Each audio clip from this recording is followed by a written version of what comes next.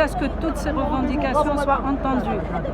La deuxième des choses, c'est qu'aujourd'hui, encore une fois, le peuple algérien répond au pouvoir en place, qui considère que ces millions d'Algériens et d'Algériennes qui sortent depuis 8 mois quand même, dans une révolution pacifique, pour juste revendiquer ses droits, ses libertés, pour revendiquer un état de droit, pour revendiquer du développement pour les Algériens, pour revendiquer que l'Algérie puisse avoir la place qu'elle mérite.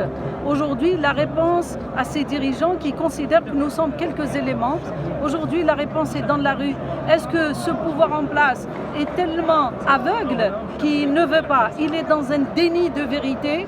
Et aujourd'hui, ce qui nous attriste, c'est que des responsables politiques officiels vont se plaindre de leur peuple qui est dans la rue à des chefs d'État autres. Ça, c'est la plus grande humiliation que le peuple algérien puisse ressentir.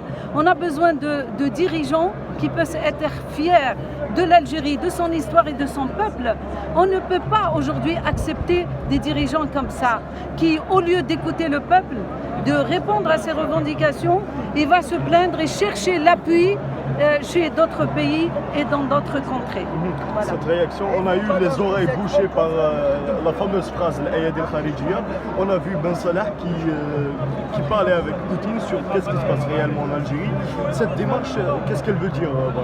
Non, cette démarche, c'est la démarche du pouvoir tout le temps. Il ne reconnaît pas le poids du peuple, il ne reconnaît pas le pouvoir du peuple. Il cherche toujours ses appuis à l'étranger, en dehors, en proposant justement des services, en proposant des choses à d'autres puissances pour rester au pouvoir. En fait, c'est une démarche pour le maintien de ce pouvoir, pour le maintien de ce système.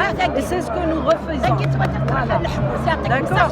Donc, c'est une démarche de toute façon qui est rejetée par le peuple, mais c'est une démarche aussi qui porte préjudice à l'Algérie en tant que pays qui se faisait beaucoup respecter par toutes les nations.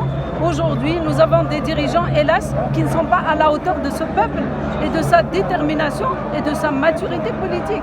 Merci beaucoup. Avec plaisir.